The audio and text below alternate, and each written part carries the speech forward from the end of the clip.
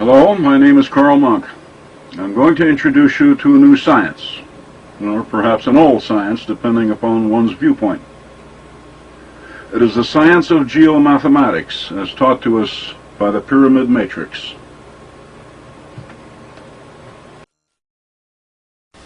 The pyramids, an unsolved mystery until now.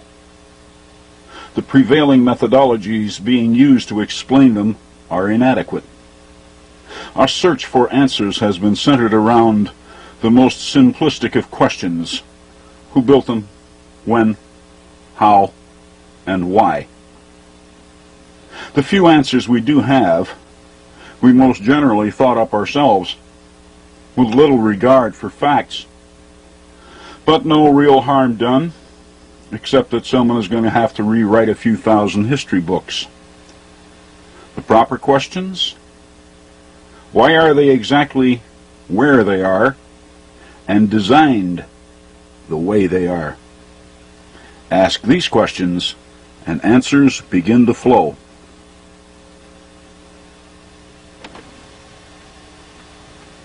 In order to read the pyramids, we must make an adjustment in our thinking. Once made, we achieve the fine-tuning necessary for the decoding process.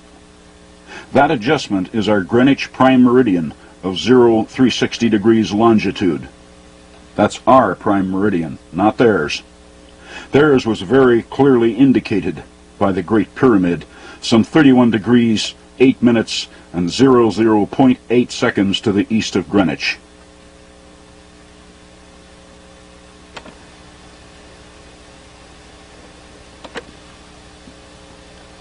This, of course, means that when reckoning the longitudes of their global matrix array, we must correct them to Giza. As for latitudes, they use the very same equator that we use. This global array that I referred to involves far more than just pyramids. For example, there were great geometric forms which were built up with nothing more than dirt, such as the Great Octagon at Newark, Ohio.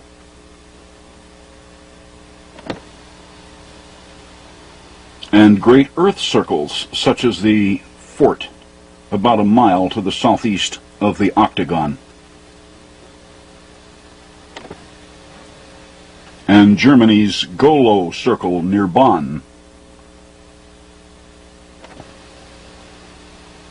And some circles were even built upward in the shape of hemispheres, such as Mexico's Cuicuilco pyramid. That's what we call it anyway. The Aztecs call it Juliaco, and since they named it long before we did, that's the name I'll use for it. And finally, the best known of all prehistoric circles, England's Stonehenge. What do such ancient monuments mean? These artifacts can be read almost as easily as one reads a newspaper, only the writing is different. We are a purely literary culture. We live, think, and work by alphabets.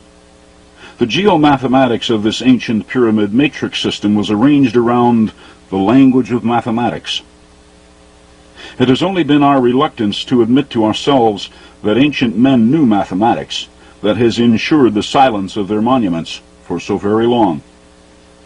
Deciding to admit it to myself one day, and following through with it, these monuments began to speak.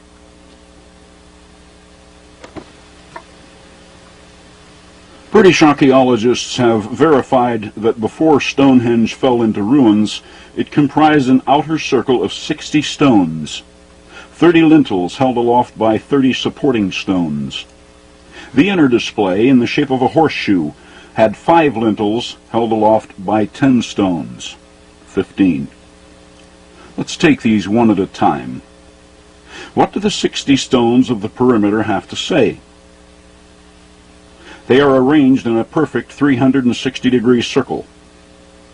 Did the builders reckon circles to have 360 degrees of arc like we do? Remember what I said about admitting that maybe they did? It's as easy as that. A 360-degree circle of 60 stones presents a simple mathematical equation.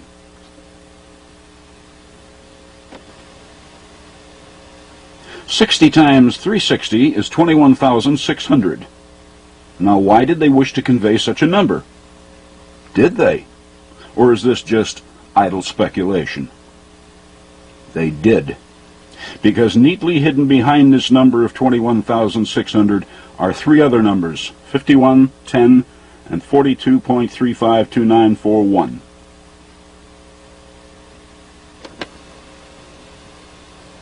And when seen as 51 degrees, 10 minutes, and 42.35 seconds of latitude, we find that this is the dead center position of Stonehenge on our modern maps. Examine what is shown. Count the numbers shown and multiply, and Stonehenge, in absolute silence, explains to anyone precisely where it is. With this discovery now affirmed, we know that they used our present-day 360-degree system when working with circles. Another well-known system used today is the base 10 system. 10 cents is a dime, 10 dimes is a dollar, and so on. Did they also have a base 10 system? All we have to do is ask, but we must use their language to ask such questions, or we get no answers.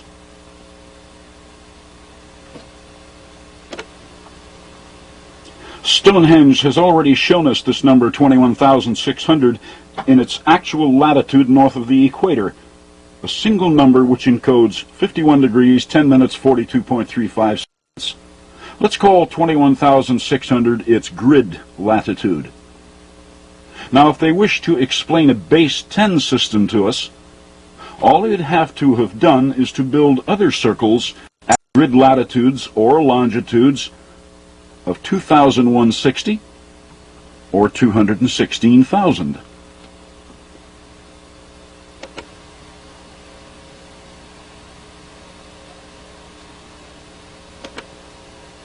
The stonework at Stonehenge is what archaeologists call the Phase 3 construction. It dates to 1,750 years before Christ. The first phase, dating 1,000 years earlier, was a simple circular earthworks with a diameter of roughly 228 feet.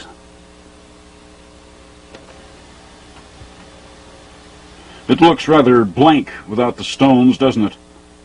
Yet even this construction was important because the ancients built analogues to it everywhere. At least two of them right here in North America, at Newark, Ohio.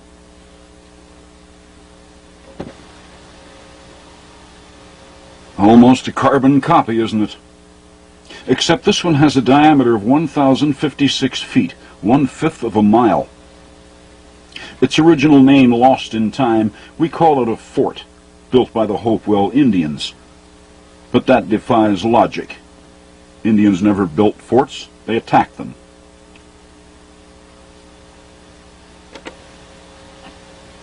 Obtain a U.S. Geological Survey map for Newark, lay out a grid, and anyone can find that the fort centers itself at precisely 40 degrees, 02 minutes, and 27.00 seconds north latitude.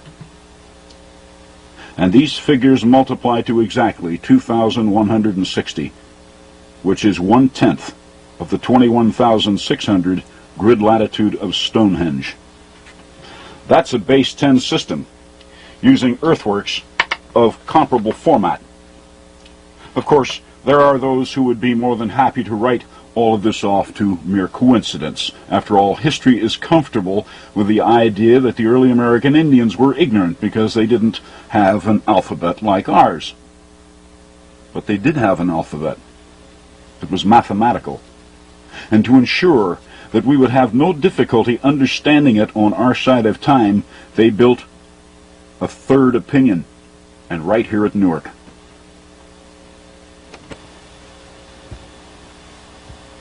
Remember now, we must reckon their longitudes from Giza, not our modern Greenwich.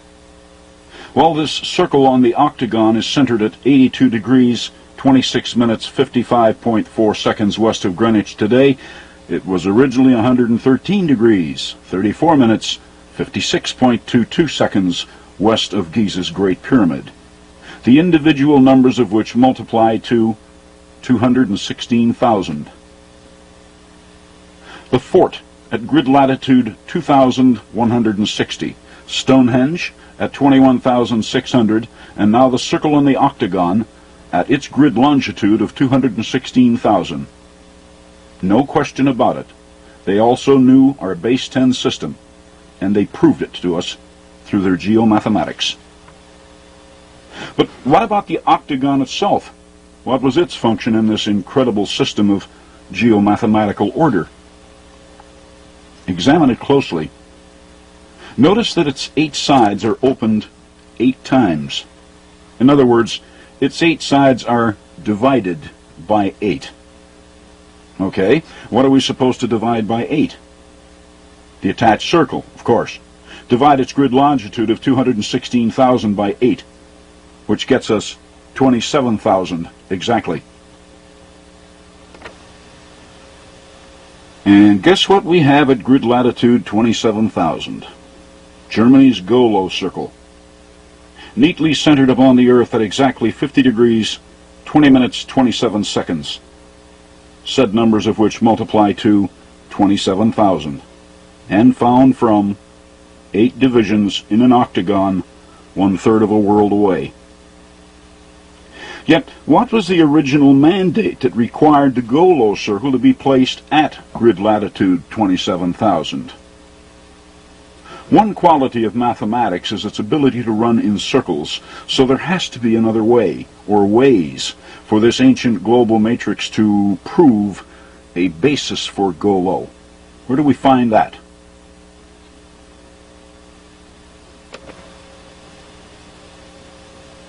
Before it fell into ruins, when a visitor approached Stonehenge, what was the first number to come to mind? Yes, 2. 2 separate efforts here, lintels and supporting rocks.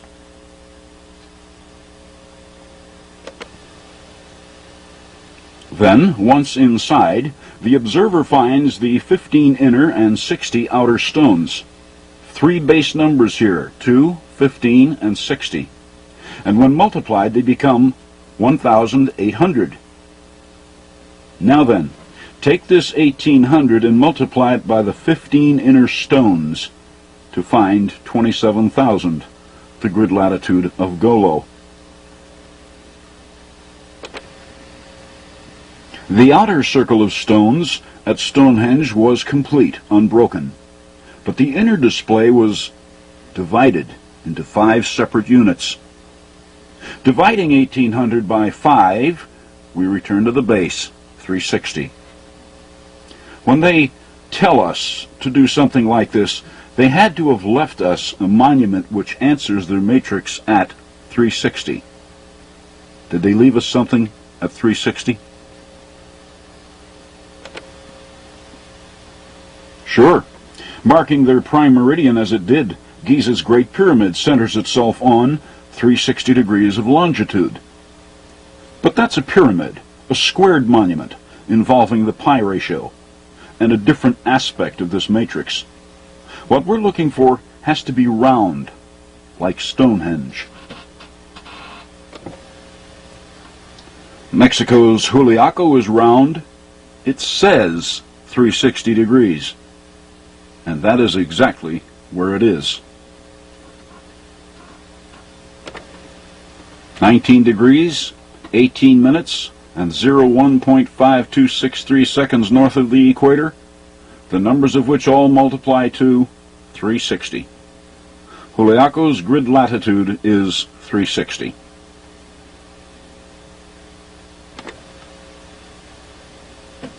See, anyone can read this matrix. All we have to do is think, but in their language. We have only to admit to ourselves that they knew math at least as well as we do. Or we can simply throw the maps and the math away, leave things as they are, and remain in the dark. What we are seeing in this matrix is the signature of someone who raised global positioning to a fine art, not Stone Age degenerates.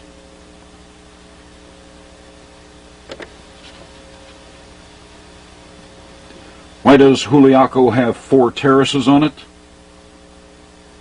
To explain how they did their spherical computations. You see, like Stonehenge, Juliaco is an equation.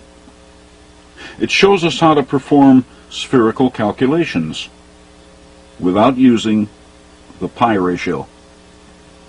But that's for another time. Thank you.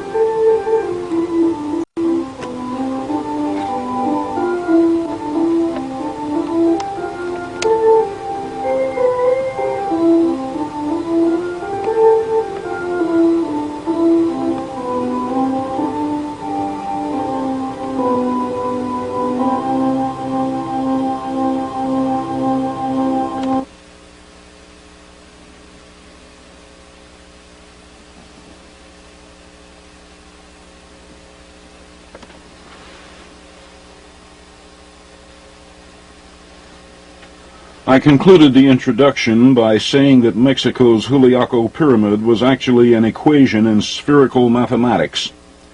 And I made this determination despite the fact that this monument is not yet fully excavated. It has a distinction shared by very few ancient pyramids. It reached us with its base intact. The lower 33 feet of the structure was encased in a lava flow from a nearby volcano a little over 2,000 years ago, at which time the pyramid was already very ancient. Accordingly, we do have an inside date for that which follows. Spherical math from before the time of Christ, and Western style at that. Why hasn't someone noticed this before? Because we look at these structures through our eyes, not theirs. They handled math differently than we do. They committed mathematical law to geodetics, a methodology we're not familiar with. Hence, when our experts drew their conclusions for Juliaco, it became a cult temple of some sort, and we wrote it into history as such. Problem solved, case closed. Now don't misunderstand, please. There's nothing wrong with the way we do math. After all, it was good enough to take us to the moon and back. The math involved with that is virtually unreadable. In layman's terms, it would be like trying to hit a falling penny with a .22 rifle at a half-mile distance. Not easily done.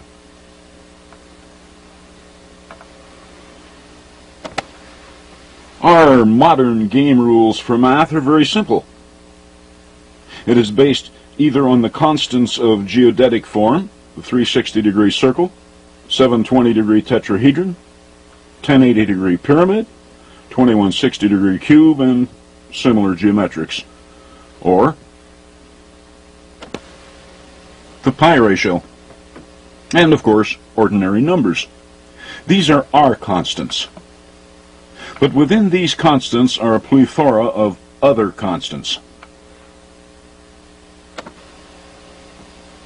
For example, if we multiply constant pi and constant 360, we get 1130.9733. We don't recognize the number, but it is another constant simply because it is the product of two other known constants. Constant to constant will always result in another constant. It's unavoidable.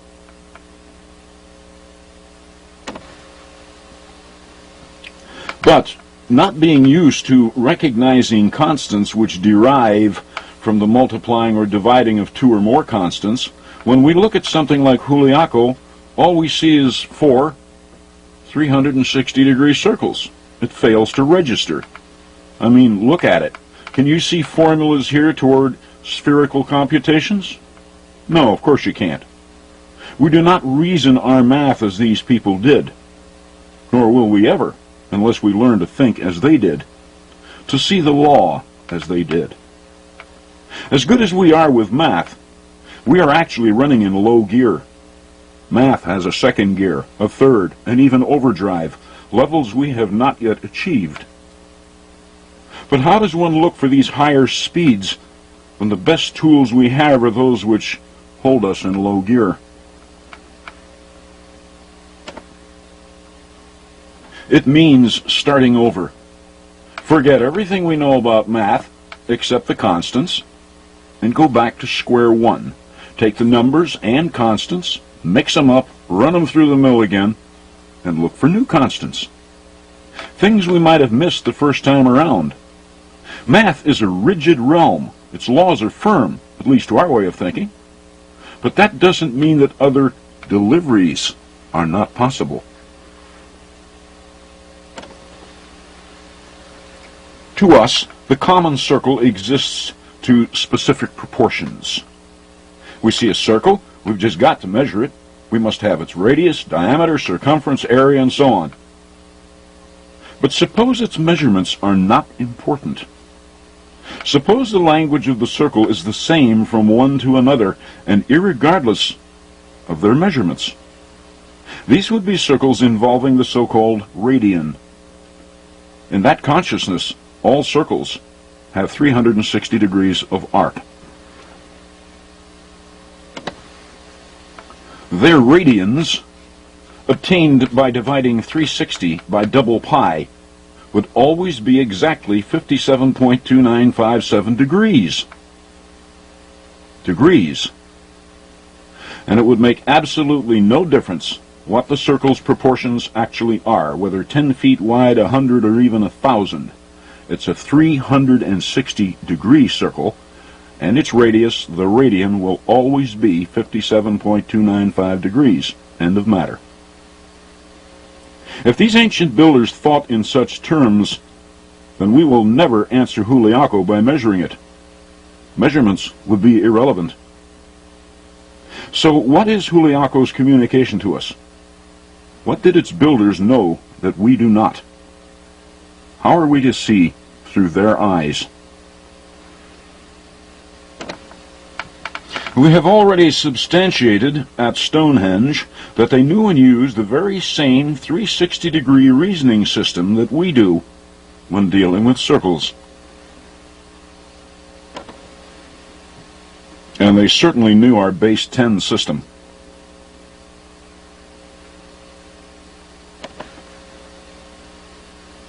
And they knew the pi ratio inside out, as I will show in a separate segment later on. And given the fact that the Great Pyramid, the tallest one ever built, shows it to us so abundantly, is it not possible, even likely, that their intent was that we simply apply the pi ratio to whatever we see in their matrix, no matter where it happens to be on Earth? It does present a possible decoding plan, doesn't it?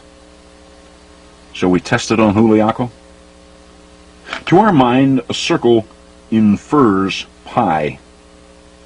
And here on Juliaco we see 4 circles. Could that mean 4 pi?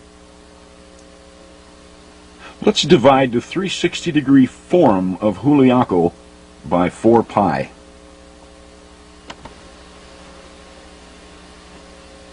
Their logic lies exposed after 2,000 plus years of silence. What is it? Well, of course you don't recognize it. It's doubtful that very many professional mathematicians will recognize it because they're not used to working with it.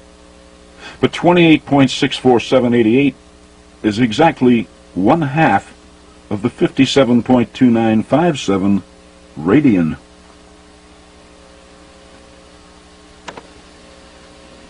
Okay, fine. But what are we to do with it? Give it back to 360.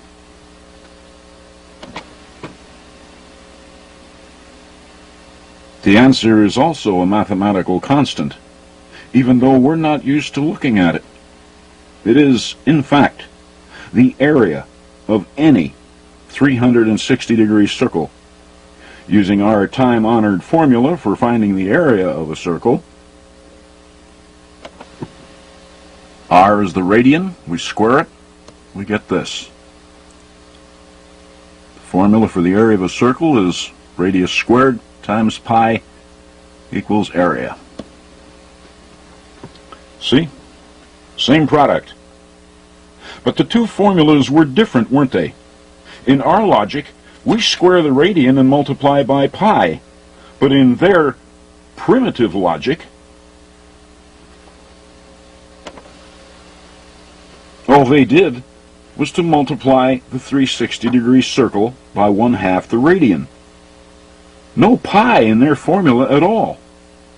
The area of the 360-degree circle, and without regard to its actual measurements.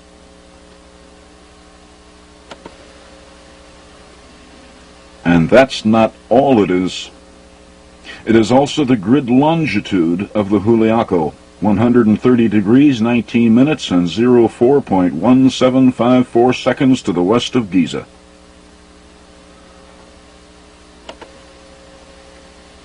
Juliaco's basic message, then, is the generic circle.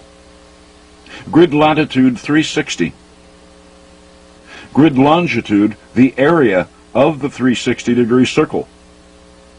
And grid vector, 1/2 of the radian. An equation. Have we solved the puzzle? No. What we have so far is just the introduction. We still have those 4 terraces to explain. Never leave until the work is finished. I said earlier that Juliaco is an equation in spherical math, but it's unlike anything we have ever seen.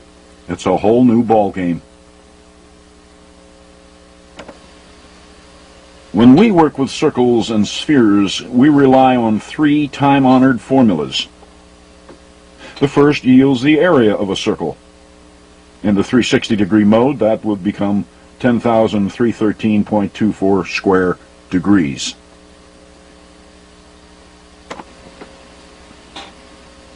This one finds us the surface area of a sphere.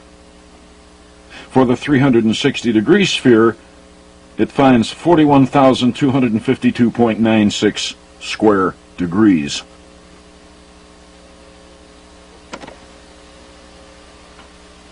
And our formula for determining the volume of a sphere.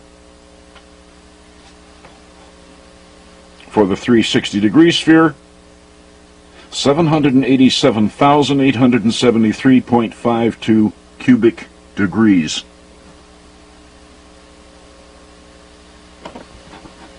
Three separate formulas. And just look how often we have to call upon the pi ratio, like it's some kind of a crutch. Well, we all know what crutches are for, but to ancient thought they were things to be rid of.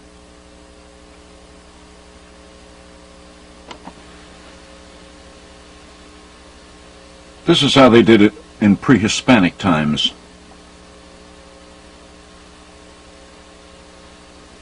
And Juliaco explains the formula to us step by step.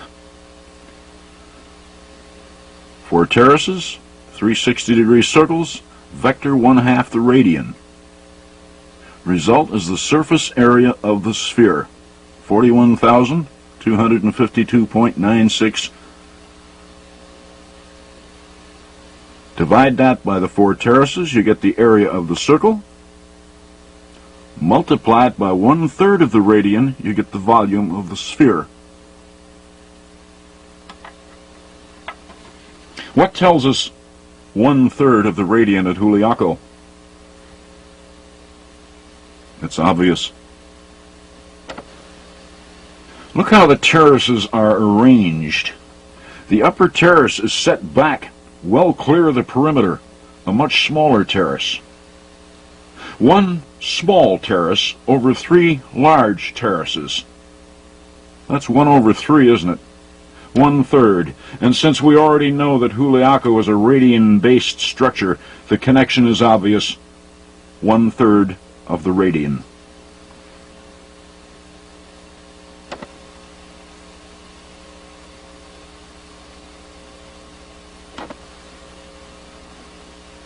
As I said, Juliaco is a formula in circular and spherical math, and in one fell swoop, it obsoletes all 3 of our time-honored formulas in that realm. A single, all-encompassing formula, and one which ignores our favorite crutch, the pi ratio. And history calls these people primitive? Never call primitive primitive without taking a good long look in a mirror. It just might backfire. Is this an entirely pre-Hispanic thing we see at Juliaco?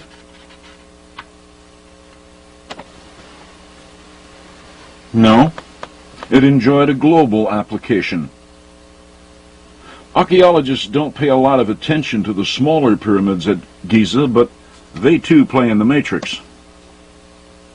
As we see now, finally, at the southern base of the Mycerinus are the 3 we call pyramids number 7, 8, and 9, resting silently on a parallel of latitude which answers the surface area of the 360-degree sphere.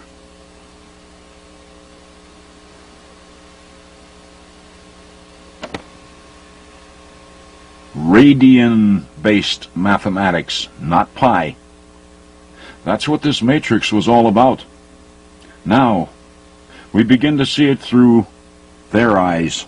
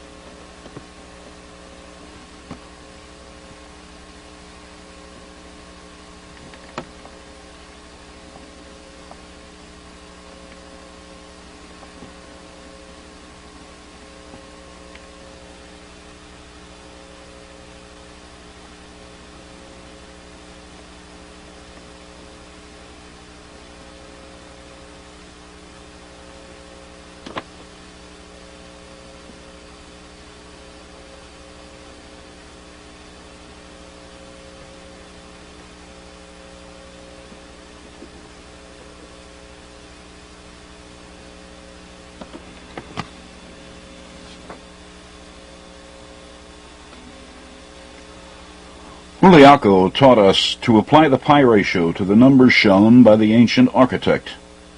When we saw the 4 terraces and gave them the value of 4 pi, we were immediately equipped to decode its position in the matrix.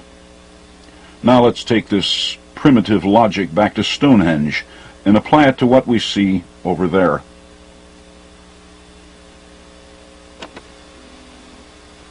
British archaeologist A.T.C. Atkinson found the diameter of the Phase 1 outer circle at Stonehenge to be 288 feet. Following Juliaco's directions, that becomes 288 pi.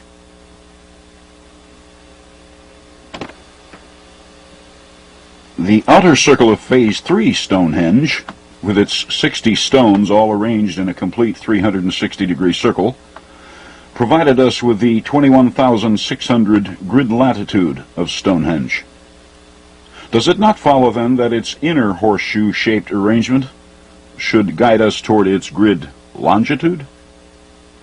Sure, but we must be careful here. This inner arrangement is not rational. Don't misunderstand. The 15 is a rational number, but the way they have this horseshoe arranged is irrational.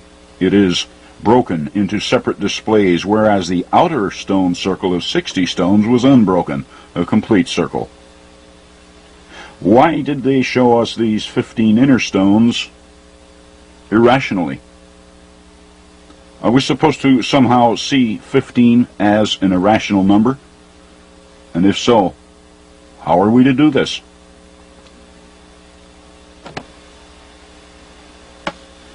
Let's go back to square one for a moment.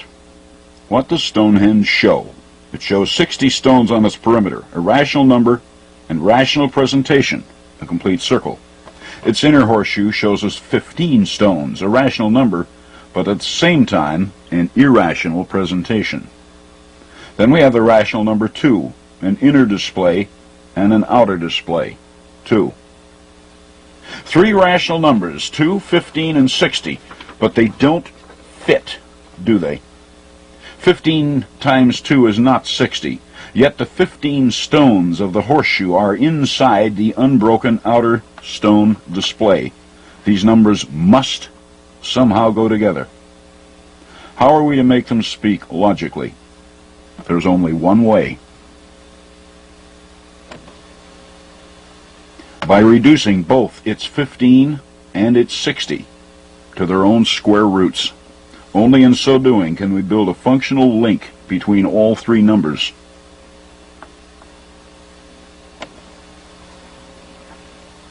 Is this why the builders broke the 15 inner stones into an irrational display? To show us that we must see it as a square root? Curiosity. We must exercise curiosity.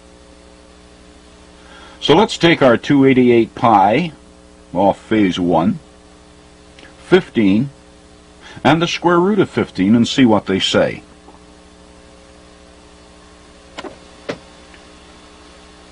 Notice, please, that I am not simply pulling these numbers out of thin air, as so many numerologists like to do. I am following their directions. These numbers are either shown at the site or strongly suggested. Now, what is 52,562.89164?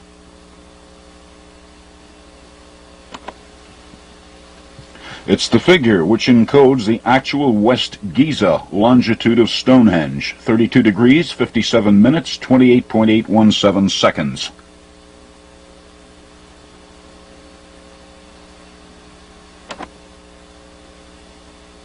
Which certainly seems to confirm that the square root of 15 is a valid, anciently intended, though hidden, constant in the math of Stonehenge. Then, too, this grid longitude for Stonehenge locks itself in on other mathematical constants. For example, this equation uses the 288-foot diameter of Phase 1 Stonehenge.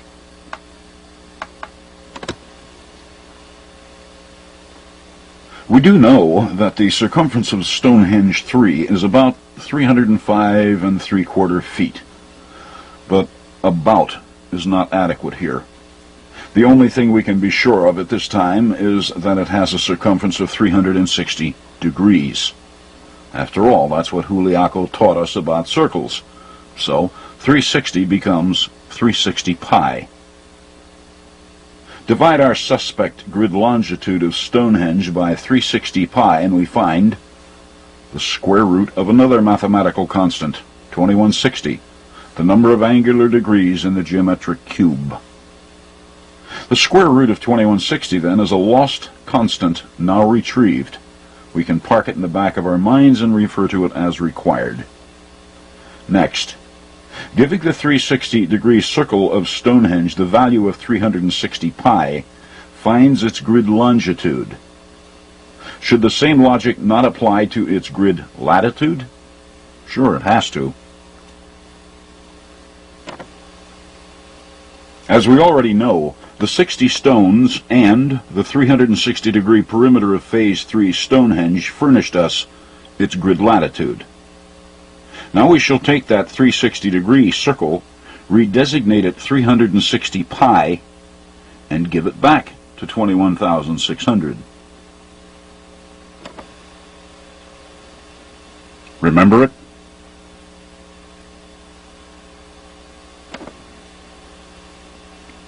It's 1/3 of the 360-degree radian. The ratio between the volume and surface area of the 360-degree sphere, as explained by the Juliaco pyramid back in the previous segment. Solid stuff. 360 pi from the grid latitude of Stonehenge shows us 1/3 of the radian. 360 pi from its grid longitude shows us the square root of 2160. Let's combine these results, just to see if any other lost constants turn up.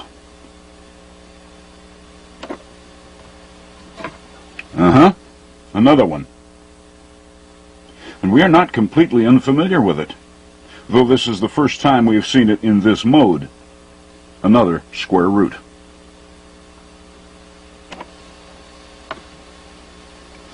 The square root of the volume of the 360-degree sphere.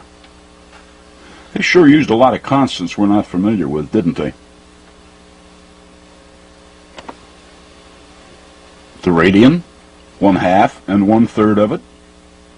The square roots of 15, 60, 2160, and the volume of the 360-degree sphere. Is that all of them?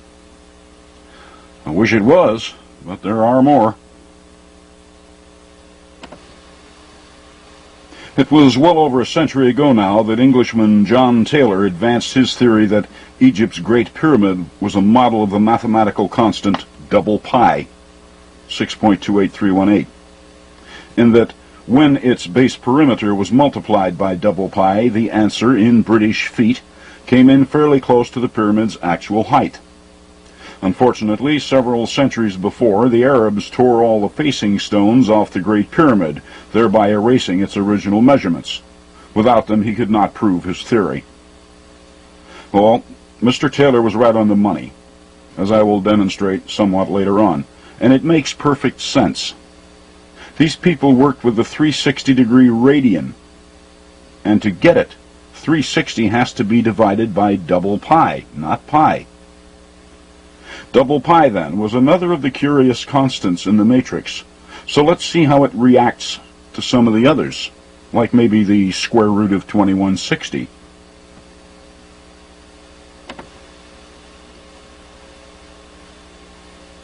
It's another of their strange constants, and important too. They even marked this one out for us over at Giza. It's the actual east longitude of tiny pyramids number 4, 5, and 6 at the base of the Great Pyramid. 00 degrees, 00 minutes, 07.3968 seconds. I call these pyramids tiny only because they set by a true giant. Before they were ruined, they stood as high as the tallest pyramids in the Western Hemisphere. Giza's pyramids take the honors where height is concerned, but that's all. Several Western pyramids are considerably larger in their base proportions, and many of our effigy earthworks could cover the Giza site in its entirety, places like Panther Mound and Poverty Point. In addition, this new constant of 7.3968 is a squared number.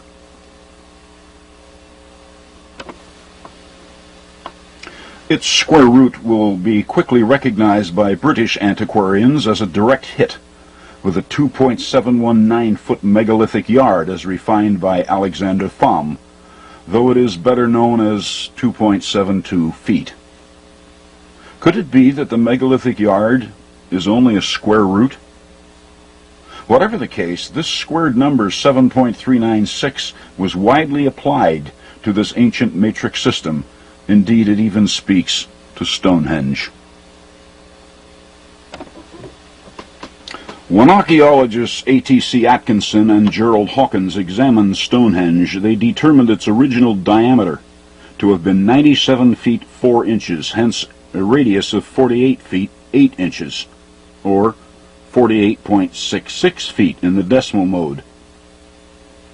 Could the 48.66934411, seen as the result of this equation, represent its original radius? in modern British feet?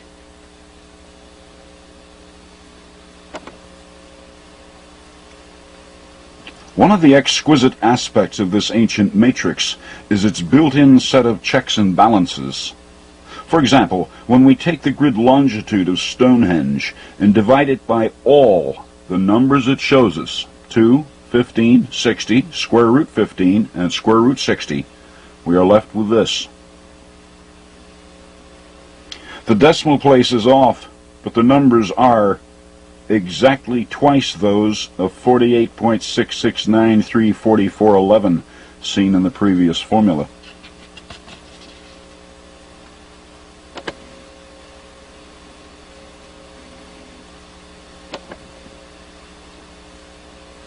Is it valid?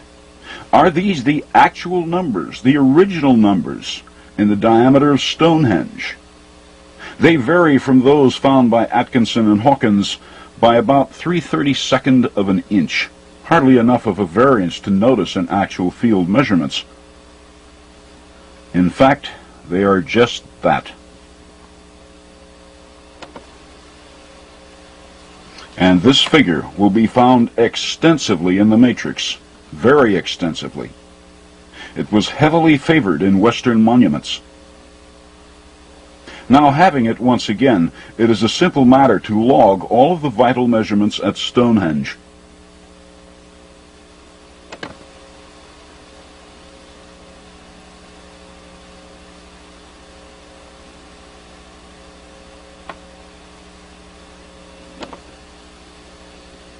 Finally, the square of the megalithic yard shows us this, when given to double pi. It's another of their weird constants, and one of considerable import. I have come to call it their alternate pi, AP. Here's how it works. Give it to the standard generic 360-degree circle and find the actual circumference of Stonehenge in feet.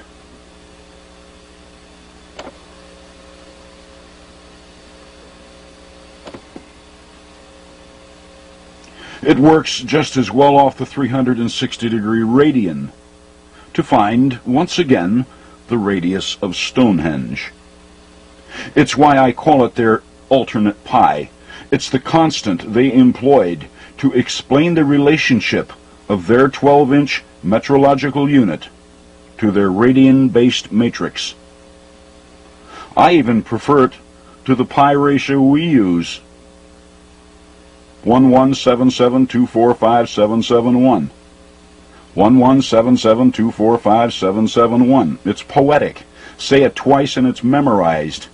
It sure beats trying to memorize pi out to 8 or 9 decimal places.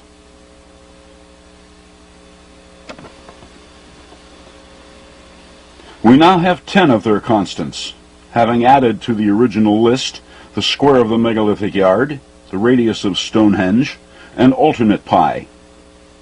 Is this all of them? No, but it is enough to take us some distance into the decoding process.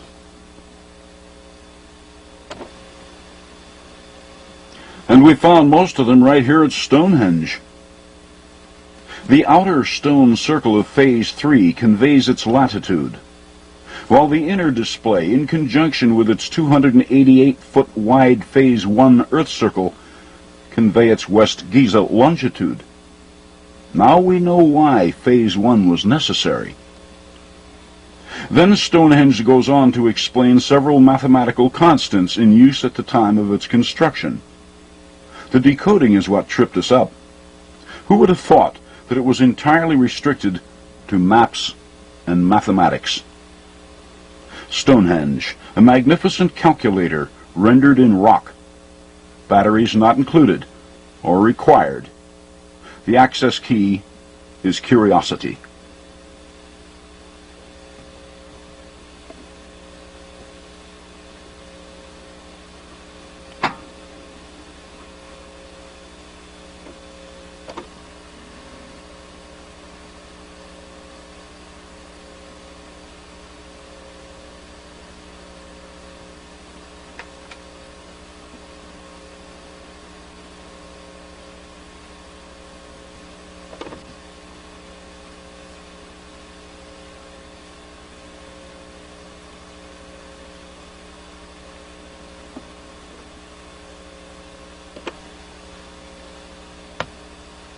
The pyramids at Giza, enigmas, mystical shapes, royal tombs, even the work of the devil, depending upon the degree of intellect at work trying to explain them. There are enough books in print about these monuments, most particularly the Great Pyramid, to fill a small library, almost all of which attempt to explain their purpose. Mostly they assert personal beliefs. Those that sound good to other thinkers are echoed, and echoed, until they work their ways into the realm of accepted fact. Typical is the continuing assertion that they, along with all the other pyramids in Egypt, about 83 to date, were tombs for the ruling class. For many, the bait has been taken. They are tombs, despite the fact that we have yet to find the remains of any pharaohs in any of them. Well, if Egypt's pharaohs built these pyramids, they were a whole lot better advised in mathematics, geodetics, and astronomy than the written record is able to support.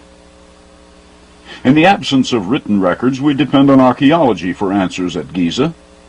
But archaeology lives to dig, to find the tangible handheld artifacts of early people. Unfortunately, digging will never answer the reason for pyramids. The pyramids are mathematical law. They represent intelligence, and intelligence isn't buried. It's left for all to see, above ground and in clear sight.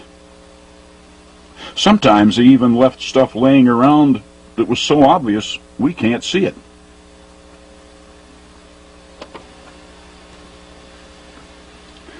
For example, matrix vector GV, my code for Giza vector. The two sets of smaller pyramids, 4, 5, and 6, and 7, 8, 9, were aligned to point right at it, an intersection of azimuths. But the builders left nothing, no pyramid, no stakes, nothing at vector GV. Now, why'd they do that? To make the obvious unobvious, obviously. And of the 100-odd books I have digested on the Giza Pyramid site, not one discusses this silent, unmarked point. Indeed, they fail to even speculate on why the small pyramids were laid out in straight lines. It went right by everyone.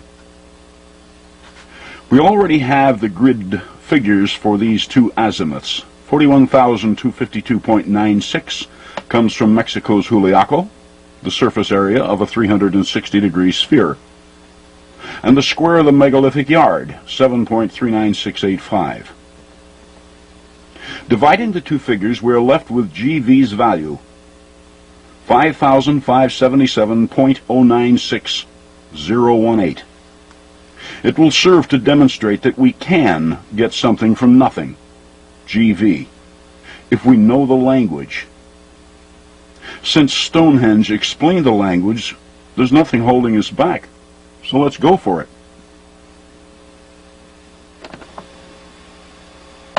Three pyramids present each of these invisible lines to vector GV. That's 3 pi in the language. Apply it and find the grid longitude of Stonehenge, 52,562.89. There are two sets of pyramids involved. That's 2 pi, which finds us the square root of the volume of the 360-degree sphere exactly. Or we can drop pi and divide by the double radian to retrieve the exact radius of Stonehenge in feet. We also have the option of applying the square root of 15 from Stonehenge, from which prints out the grid latitude of same. In all, 6 small pyramids point to GV. That's 6 pi. Testing, we find the grid longitude of the Tzintzuntzan pyramid in Mexico, the 3,100-foot-long Tzintzuntzan, the world's longest pyramid.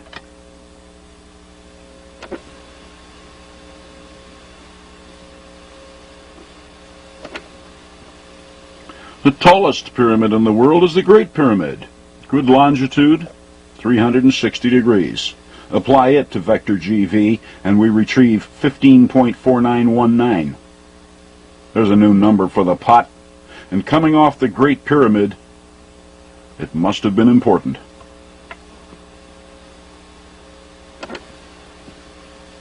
It was 13 square miles of importance.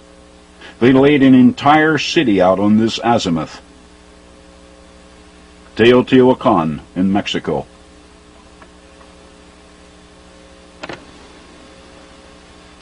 Math can be used either extensively or expansively. We have seen how 3 pi responds to vector GV. Now let's turn it around and raise pi to its 3rd power, the cube of pi. Applying it, we find the grid latitude of Munck's Mound at Cahokia, Illinois, North America's largest pyramid.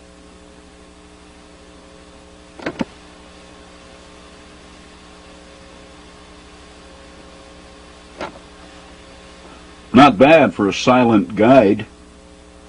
See, they didn't have to mark vector GV, just align something toward it. Too bad it took us so long to wonder about it. Okay, now that we have figured out the fine art of finding solid substance from nothing, let's try something we can see and kick, like perhaps the Great Pyramid. I can't imagine anyone over the age of 16 who has never heard of the Great Pyramid. It is the best known of them all. Unfortunately, when the Arabs removed all its facing stones, the measurements went with it. And try as we have, no one has been able to retrieve them. Why? Because those who try don't know the language. Would you like to know what they were? Its measurements are not lost. They never were. While men might destroy a monument dedicated to math, the math itself is eternal. Like any consciousness, matter is perishable, math is not. Remember Stonehenge? Its stones gave us its original measurements. Even though it is 2/3 destroyed, its measurements and message survive intact. The same is true of the Great Pyramid. Its most important measurement was its height, and retrieving it is quite simple. We already know one of the numbers required for the formula, the Great Pyramid's 360-degree meridian, the prime meridian of remote antiquity.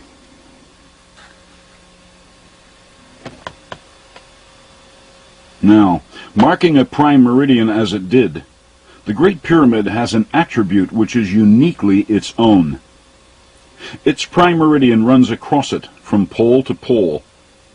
As everyone knows, the poles represent 90 degrees north or south. We have our second number.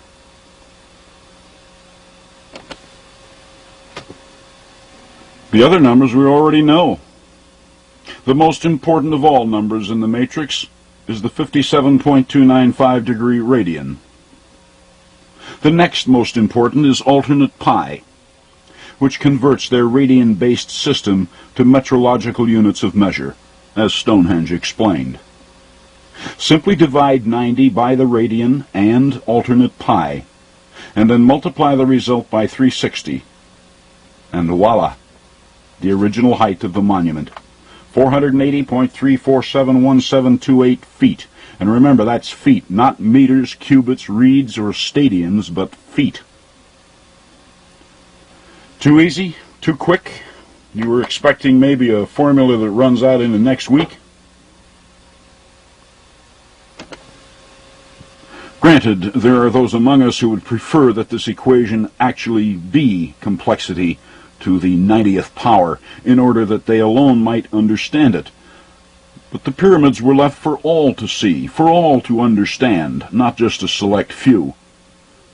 And in order for that plan to bear fruit, simplicity was essential in the delivery on behalf of the builders.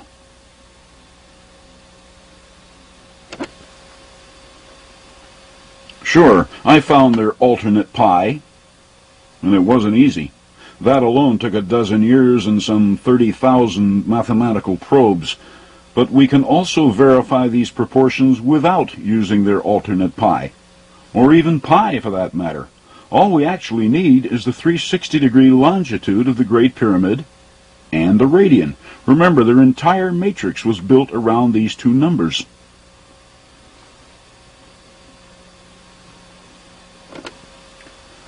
Take the generic 57.2957 radian and divide it by 360 degrees.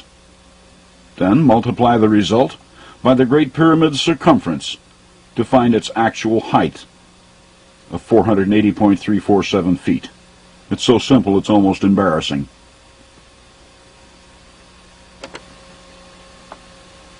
John Taylor could not argue his theory for the Great Pyramid for lack of measurements. And even if he had them available, he probably would not have known what they meant. Nobody was thinking in terms of a radian-based matrix at that time. The time was not right. But now it is. And again, we have the proportions of the Great Pyramid. Here they are, for the first time in 10 or 12,000 years. Its original specs.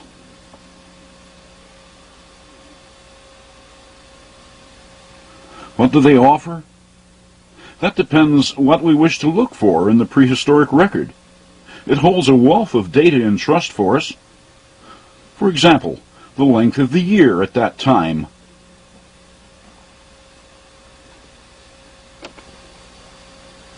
Its volume, divided by its vector in the matrix, the cube of double pi, I'll get to that shortly, divided by its height, divided by its length, multiply the result by 360, its prime meridian. 365.020081.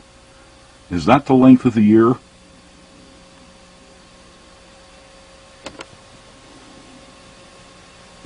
If so, it isn't the year we know. To us, the solar year is 365.2422 days long. So why the disparity? The solar year we know is not a constant. The only constants in physics are matter and energy. How they behave is now, always has been, and ever shall be subject to variations which affect matter and energy. This 365.2422 day year we like to hold as a constant in our perceptions is increasing in length. Ever hear of the leap second? It's a second of time that we add to our timekeeping from time to time in order to keep accurate track of time. Since 1972, we've added 18 of them.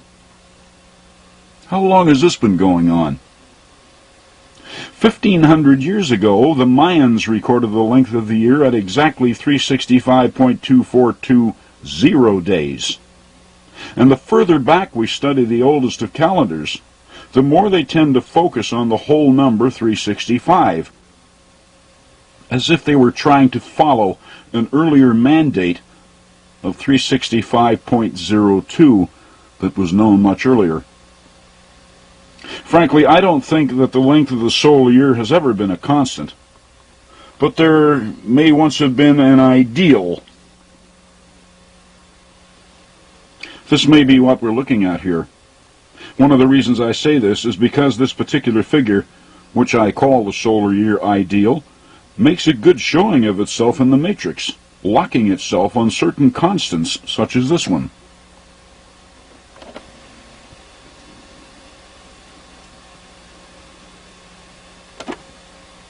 And this one. And we will see it again as we move along.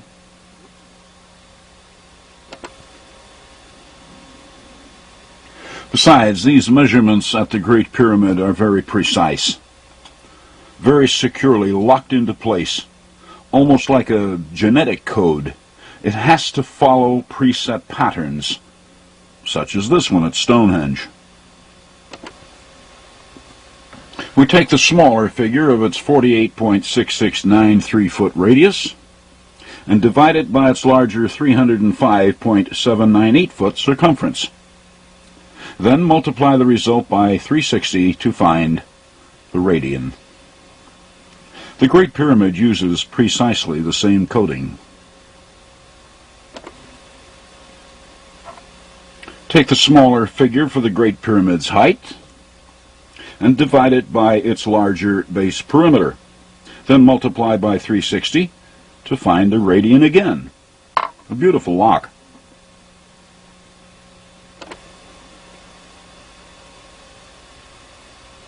One of the great thrills in the decoding of this prehistoric pyramid matrix are the new discoveries which pop out on occasion. This is one of them, 0.159154943, the reciprocal of double pi. It's missing from our math books, but was obviously held in very high regard in antiquity, a mathematical constant in its own right, a ratio which exists between these multiples of double pi.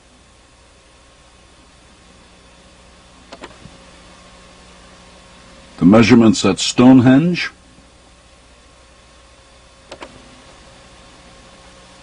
those at the Great Pyramid, and the base 360 system, and the radian.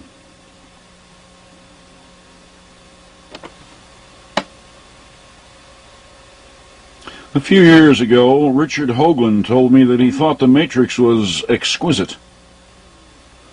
It's all of that, Dick. The descriptive I sense isn't yet in our vernacular. God, what IQs these people must have enjoyed.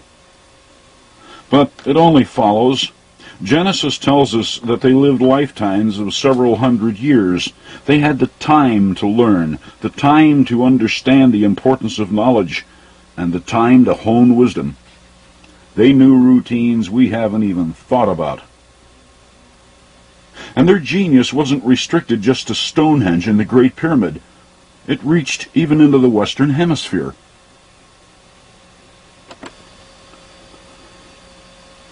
The 0.1591549 is less than zero, an inverted quantity. The unknown Teotihuacanos of Mexico honored this inverted constant by dedicating a pyramid to it. An inverted pyramid dug down below ground level. Here you are standing right in the middle of it. At matrix vector 9.118965.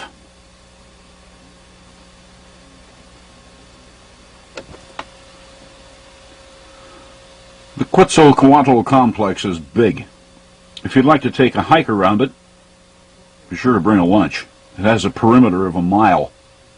The largest inverted prehistoric monument ever found. 0.1591549 by the radian, 9.118965. That's inverted, of course. On the plus side, multiply it by double pi and get the radian again. Quetzalcoatl's inverted center is 765 feet wide. They could have built the Great Pyramid within its depression.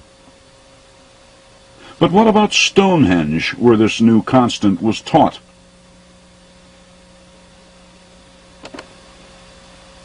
Try it against the 48.669 foot radius of Stonehenge and find the square root of 60. Now we know why they encoded the square roots here.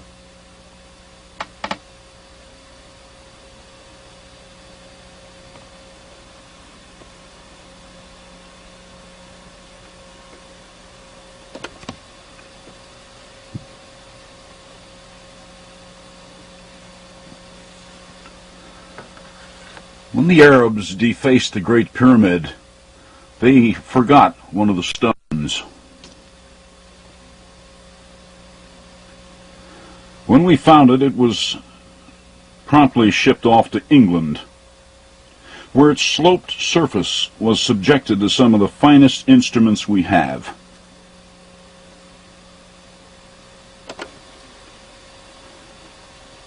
Its slope angle was found to be 51 degrees, 51 minutes, 14.305 seconds.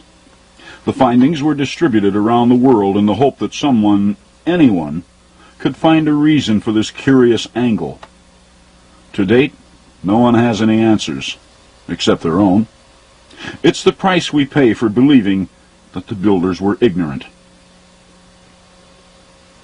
51 degrees, 51 minutes, and 14.305 seconds can also be expressed as 51.8539731 degrees. In this, its decimal mode, it has a tangent. And this tangent is a mathematical ratio. That which separates the cube of pi from the square of double pi. Watch out for their tangents. They made dandy hiding places for information.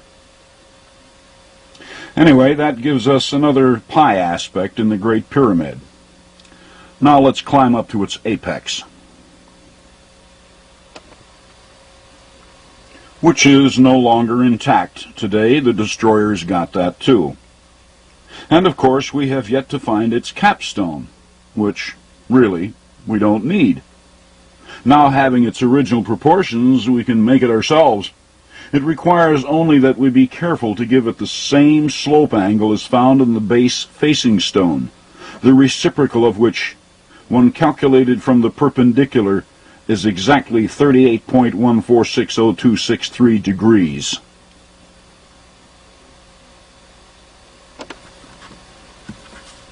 The tangent of which is 0.785398175, which, when then multiplied by the four sides of this pyramid, well, is there anyone who doesn't know what that is?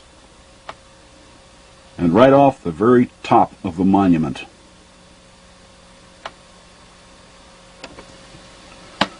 Okay, let's see what we have so far. Pi off its apex. Double pi is the ratio between its height and base perimeter. A three-dimensional model of double pi which was built on a squared base. That's double pi squared. The tangent of its slope angle hides the ratio between the cube of pi and the square of double pi. And of course, the reciprocal of double pi. Have we missed anything? This pyramid is pi from the ground up. Okay, we have its makeup and its longitude. Next comes its latitude.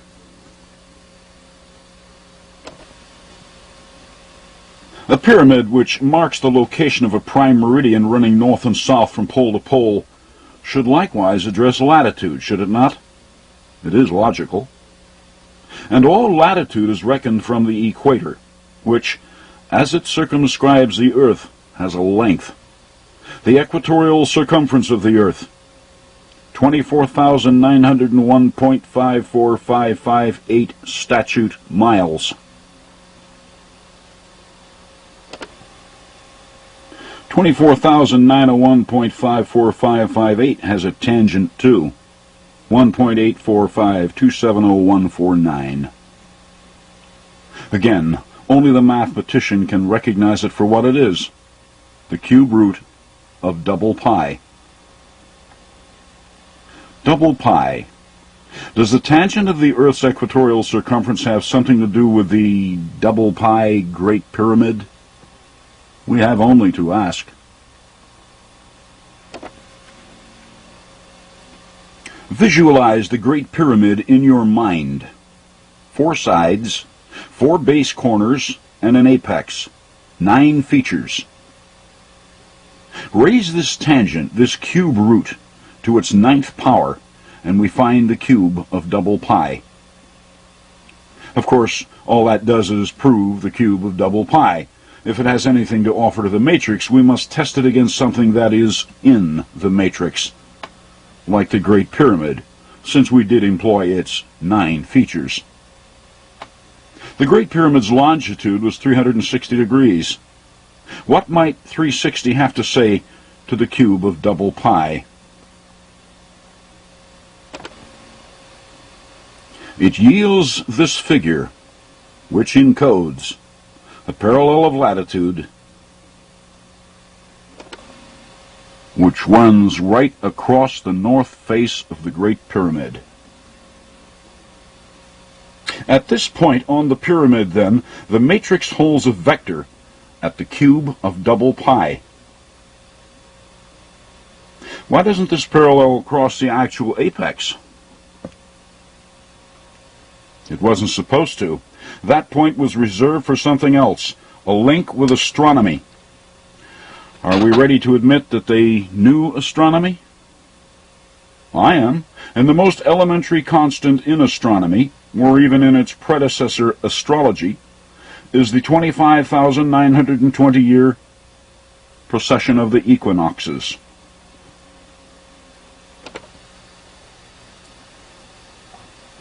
The equation appears long, but is actually quite simple. Divide the precession of the equinoxes by the Earth's equatorial circumference. Then divide that figure into the grid latitude on the north face of the Great Pyramid. This yields the figure which encodes the actual apex latitude of the Great Pyramid.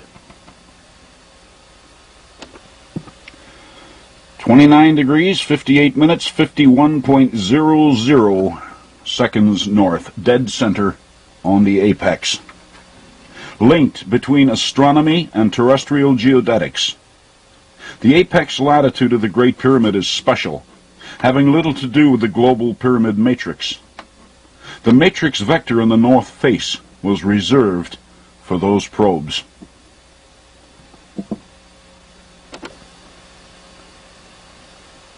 That's the Great Pyramid. Pi in stone, and far more than John Taylor ever imagined. And more, perhaps, than we're ready for. But it's here. The pyramids are ours once again. What are we supposed to do with them? Learn. They are teachers, and their language is mathematics. And we are their students once again. It has been a long vacation, but the curriculum is still very much intact. No college registration necessary, no books required. Bring only maps, mathematics, curiosity, and a willingness to learn.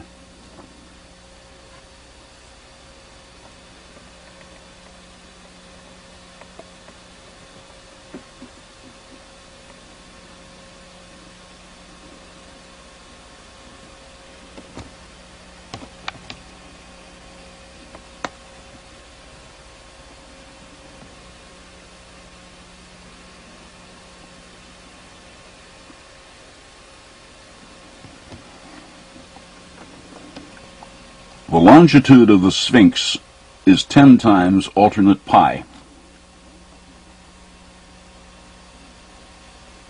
The Khafre Pyramid's longitude is its echo, to the west of the Great Pyramid, also 10 times alternate pi. The Sphinx, monument to mystery, until now, reputed to have been built by Pharaoh Khafre some 2,400 years before Christ, it has recently been proven to be much older, existing long before any of the pharaohs. It was difficult working with the Sphinx. The experts have all their site maps screwed up. They show it facing in different directions. Some due east, some just north of east, and still others just south of east. If you have such maps, pay no attention to them. Get an overhead aerial photograph. Only they show it like it is. The Sphinx faces just south of east, on an azimuth of 94.247 degrees, 30 pi. How do I know this? Because I asked its mother. You see, the Sphinx is only a kitten. Its mother is over in Florida. Mama Cat is so big, 5,500 feet long, that we could park a dozen of Giza's sphinxes upon it. One of them could even fit on its tail. This effigy mound, located in the Everglades, is so large that the U.S. Geological Survey named one of their maps after it, Panther Mound. The panther's vector in the matrix is exactly 30 pi, dead center.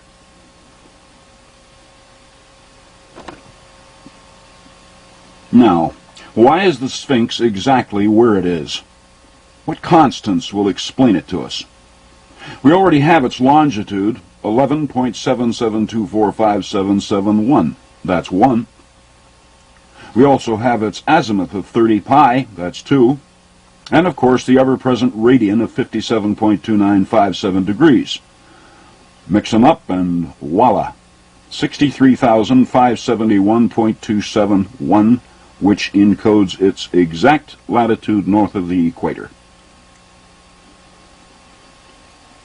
That now being resolved, our next question has been around for a long time. Why is it bi-entity in form? Why the head of a human and body of a cat? My own conclusions on that are simple enough. The human head indicates intelligence, the cat indicates curiosity. Put the two together, and we can figure out the matrix. Curiosity asks a question here, does it not? Both the head and the cat face an azimuth of 30 pi. The cat has already explained that its azimuth answers the grid vector of another cat, Florida's Panther Mound. If that's the logic pussyfooting around the cats, then does it not follow that the head, the human head on the Sphinx, likewise answer the position of another human head in the matrix? Where do we have other human heads? There's this one, carved in rock, down at Marcoasi in Peru, the photo of which was kindly shared by Bill Cody of BC Video. There's New Hampshire's Old Man of the Mountain. Oh yes, it too is in the matrix, even if it is only a silhouette, which is best seen from the north. Think about that for a minute, and you can figure it out. And forget the argument that it's a natural sculpture. In fact, I hope it is, because if it is, then it has been around longer than the pyramids, in which case its position was worked into the matrix long before the first pyramids were built. But my own personal favorite is the Great Face at the Poverty Point complex in northeastern Louisiana. Poverty Point is big. The concentric circle of earthen ridges shown here has a measured diameter of 3,950 feet, 1 foot for every mile of the Earth's polar radius. Archaeologists call it an ancient trading center, despite the fact that they find little there in the way of artifacts. Some even insist that it was an ancient city. Sorry about that, but it's pure matrix. See the 700-foot-long bird mound shaped on its western flank? Its latitude is 32 degrees 38 minutes 06.119 seconds north. Multiplied, these three numbers become 7441.5064.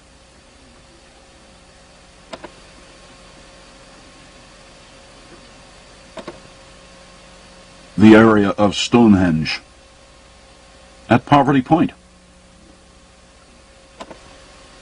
Poverty Point is pure matrix.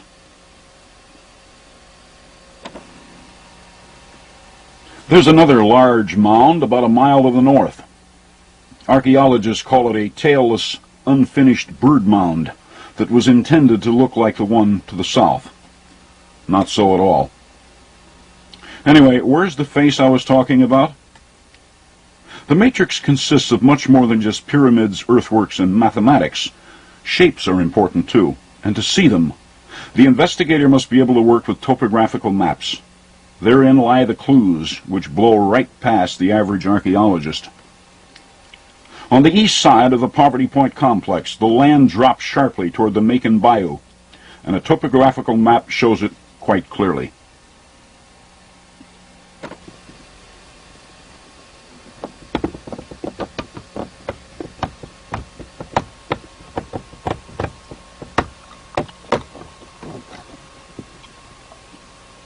The outline of a human face, a mile-long human face. The unfinished bird mound, called the Motley Mound, takes on a very clear meaning now, doesn't it? It is an eye. Its grid latitude is 32,400, 32 degrees, 39 minutes, 25.96 seconds north, and its dead center vector in the matrix is 1.909859, 1/30th of the radian. Okay, now let's test the eye's vector against the vector on the human-headed Sphinx at Giza, 5400, and see what the two faces talk about.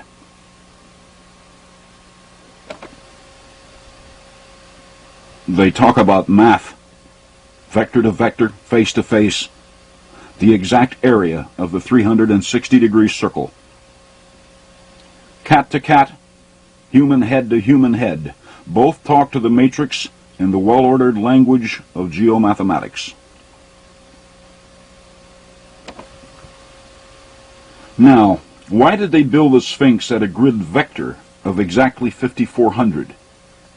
Not that I mind, to be sure. Rational numbers are always welcome, and they do occasionally present themselves in the matrix, as Stonehenge and Newark explained back in the first segment.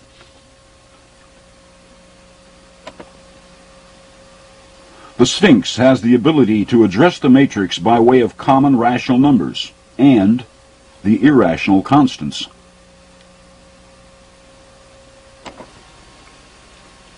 Over at Juliaco in Mexico, we discovered that when we apply the pi ratio to its 4 terraces, making it 4 pi, it began to explain things.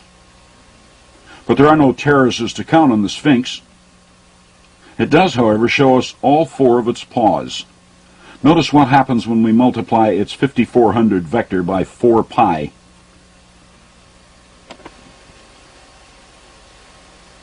It furnishes the figure which encodes the grid latitude of Giza's Kephren pyramid, the one which shares the same longitude as the Sphinx.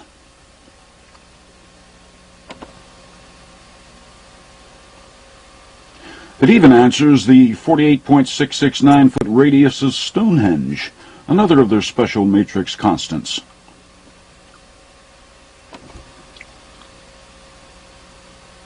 Multiplied by the 5400 vector of the Sphinx, we get this, which encodes the West Giza longitude of the tallest pyramid ever built by the Mayans, Temple 4. The temple of the double-headed serpent at Tikal in Guatemala, 228 feet high. And do notice the final element in its actual longitude. Perfect match to the radius of Stonehenge. Not bad for primitives.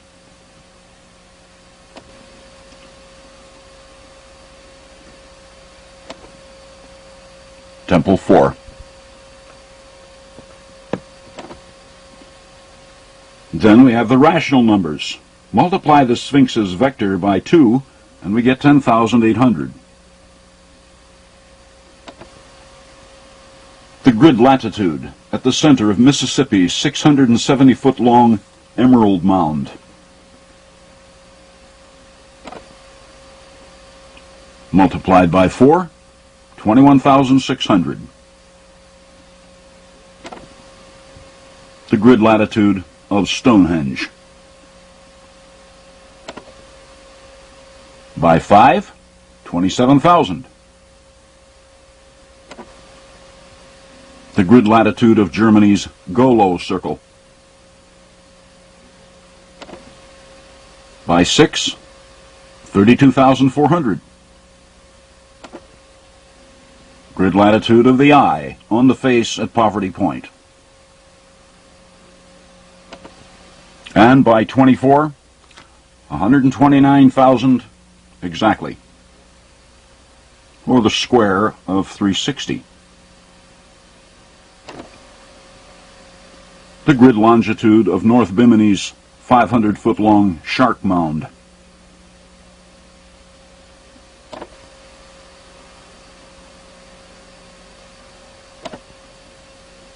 See, that wasn't so difficult. It's just a matter of knowing the language, consulting maps, and following directions. Their directions. Something else to think about here.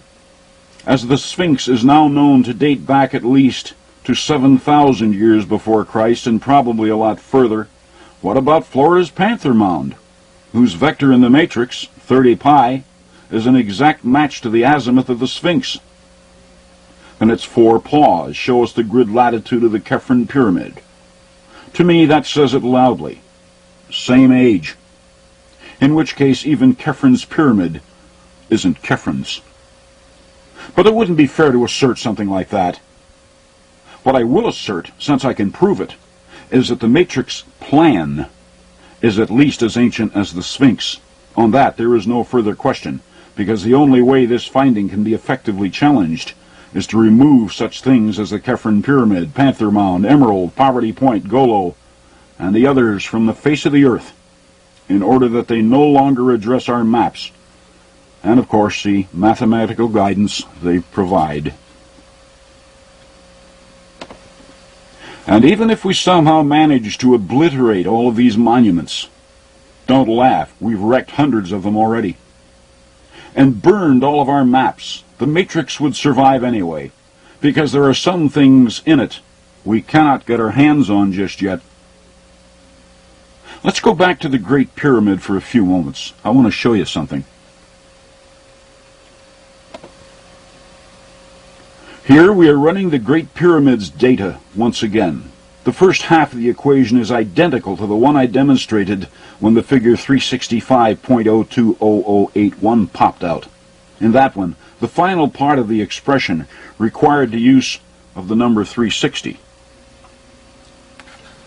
This time I'll drop the 360 and replace it with these two multiples of double pi, which the Great Pyramid has already explained to us. This time it shows 9929.184896.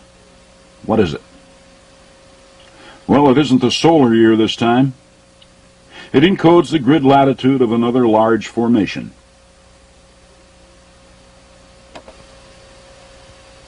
A gigantic 5-sided monster at 40 degrees 52 minutes 04.773 seconds north latitude. Why is this one safe from any potential destruction? Because it's not here. It's over on Mars.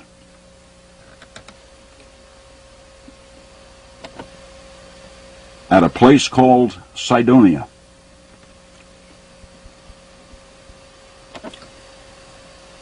At grid latitude 9929.184896. Now what's this Martian formation doing locked in on our terrestrial matrix system, as if the planners at Giza knew about it? No, this is no joke. When the Viking photos were found showing this region of Mars, Richard Hoagland, with the help of Errol Turin of the U.S. Defense Mapping Agency, laid out a precise grid for the site. And this is where this 1.6-mile-long monster pyramid, called the D&M Pyramid, just happens to center itself. Richard and Errol were already convinced that the D&M was an intelligently rendered formation several years before I ever saw their Cydonia grid, and long before they ever knew about my research. But if the D&M was intelligently rendered, who did it? There's nobody home over on Mars today, at least that's what we're told. The first question that crossed my mind when I saw the Hoagland-Turin grid was if it was intelligently made, and being 2/3 of a mile high as it is, might it have once marked a prime meridian on Mars like our Great Pyramid did over here? D&M's latitude rolls right off the Martian equator, but its longitude failed the matrix. But then its prime meridian is arbitrary, based on nothing in particular, like our own Greenwich. So I decided to move it over and center it on the D&M, just out of curiosity.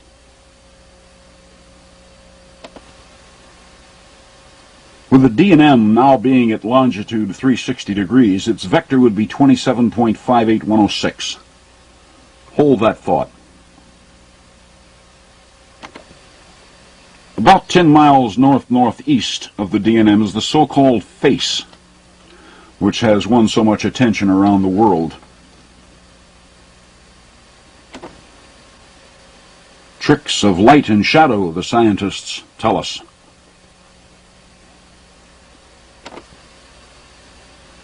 But Richard Hoagland's argument for Cydonia comes from Errol Turin's computations of the angles on the DNM pyramid, where he sees the tetrahedron in evidence.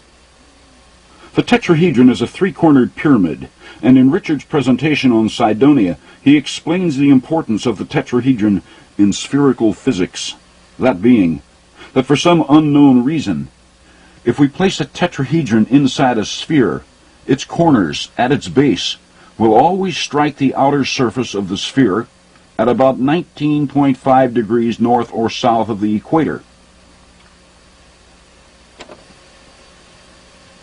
And that it is at these latitudes where energies appear to manifest themselves on all planets in our solar system. The so-called storms on Jupiter follow a latitude of 19.5 degrees. The volcanoes that have been cooking off in Hawaii for the past dozen years are also at 19.5 degrees north of the equator. The 5-mile-high Olympus Mons, an inactive volcano on Mars, locates at 19.5 degrees. It's all quite real.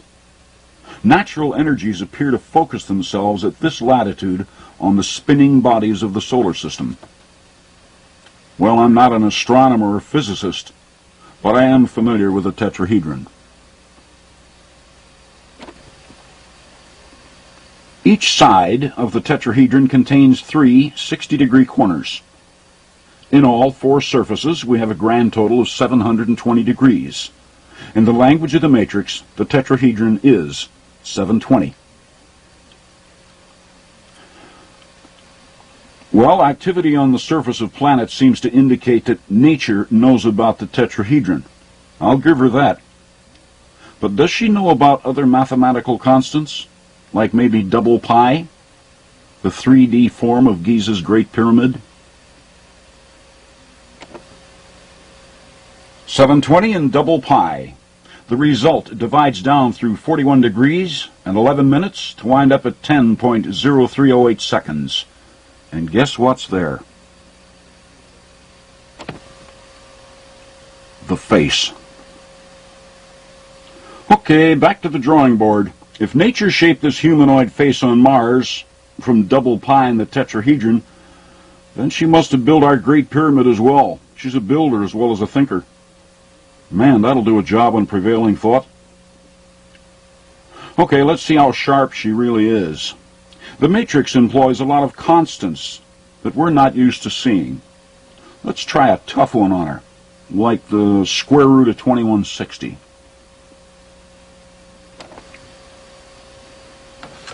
The grid latitude of Cydonia's face, square root of 2160. How about that? The face knows the diameter of Stonehenge.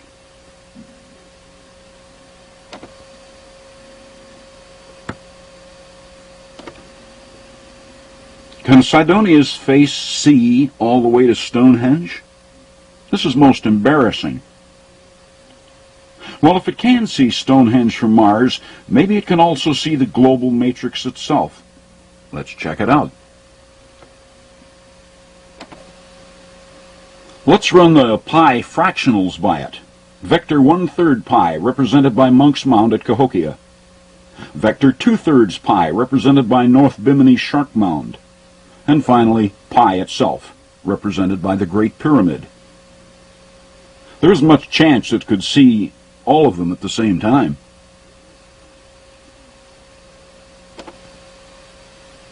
Could this low number stump it? Not if the Martian prime meridian centers itself on the DNM pyramid, because the face centers itself exactly 00 degrees and 06.89 minutes to the east of it. Checkmate. The face got us again. But you know, nature is even smarter than that. She also positioned Cydonia's face at this longitude for another reason. Recall how the tangent of the Earth's equatorial circumference can be raised to the 9th power to show us the grid vector of the Great Pyramid? Watch what happens when we raise the face's longitude to the 9th power.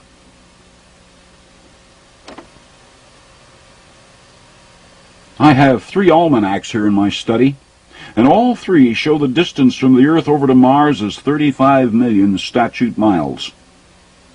We do like to round off large numbers, but this figure is so close it's laughable. Nature, as we see here, also knows mileage in terms of statute miles, which isn't so surprising when we recall that she also knew the diameter of Stonehenge a few equations back.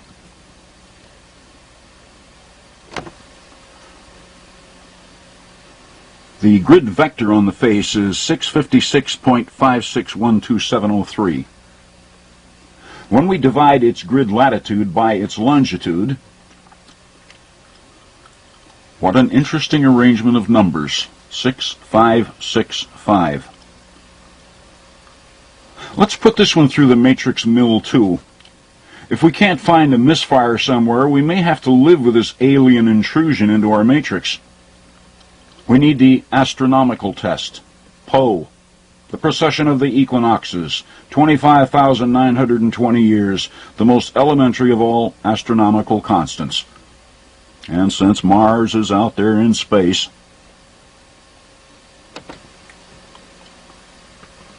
and again, Sidonia's face answers with a constant right off the Great Pyramid at Giza, the square of double pi.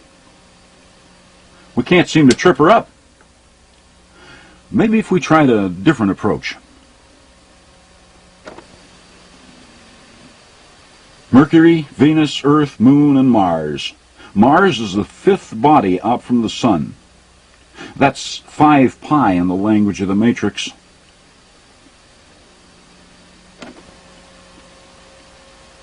More egg in the face.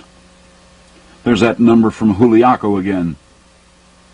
The area of the 360-degree circle. The face can't be tripped.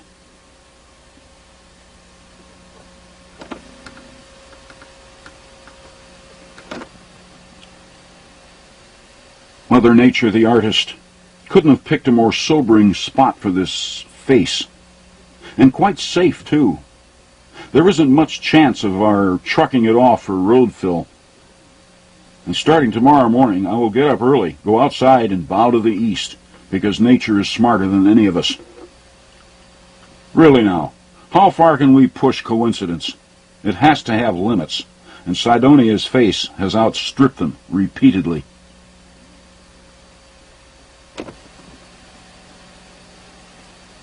One more test is in order. Let's see how the Martian face speaks to one of our terrestrial faces.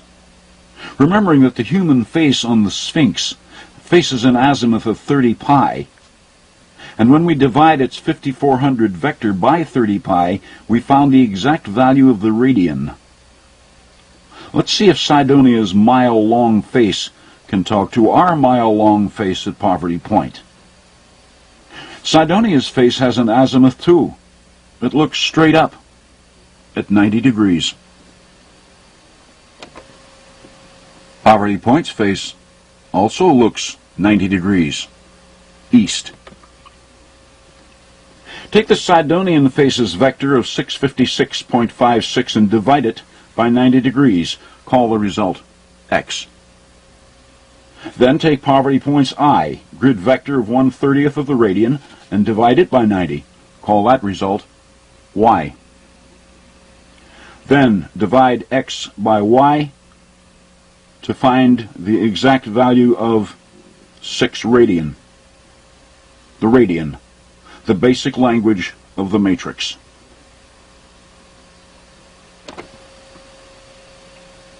What's the bottom line for Sidonia? A master formula based on the basic astronomical constant. CYFV here is the vector of Sidonia's face. DMV is the vector of the huge D&M pyramid. GPV is the grid vector of our own Great Pyramid, the cube of double pi. Whether we can live with the idea of intelligently rendered monuments on Mars is not the issue here. They are where they are, and they're talking to our terrestrial matrix, whether we like it or not. So call them whatever you like. The sweet thing about them is we can't get at them. Transportation is too expensive. And by the way, if we should someday decide to destroy our Great Pyramid in some stupid nuclear war, fret not. The mandate for its 480.347-foot height is safely stored away on Mars, 35 million miles away. All we have to do is put a 360-degree prime meridian on its D&M pyramid, like someone did in our Great Pyramid, and the work order remains intact. Because the law is universal.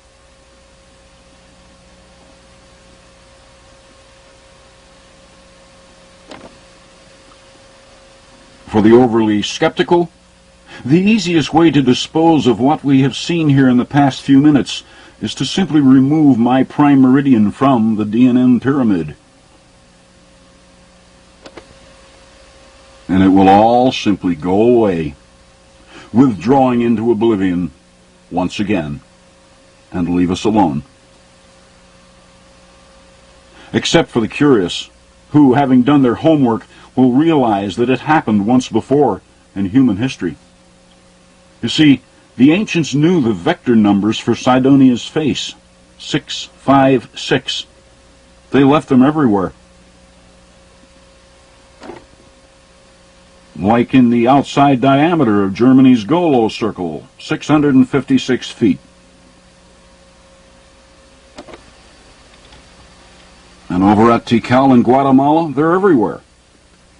Here on Temple 1, the so-called Temple of the Giant Jaguar, notice the platform upon which the lofty temple rests. Mallar measured it over a century ago, 6.56 feet high. The Temple of the Giant Jaguar is poorly named, by the way. It was the peripheral pyramid, as I will explain in my next video. The same is true of Temple 2, the Temple of the Masks. Temple platform is 6.56 feet high. And on Temple 3, Temple of the Jaguar Priest. And on Temple 4, the Temple of the Double-Headed Serpent, 6.56 feet. Mallar apparently did not measure it on Temple 5, though he did find the numbers when he measured the width of the staircase at ground level, 65.6 feet. This number is not without a certain significance to us today. 6.565 is the ARRI standard for computing the density of the Earth. Judging from that, I'd say the Bible was right. There is nothing new under the sun.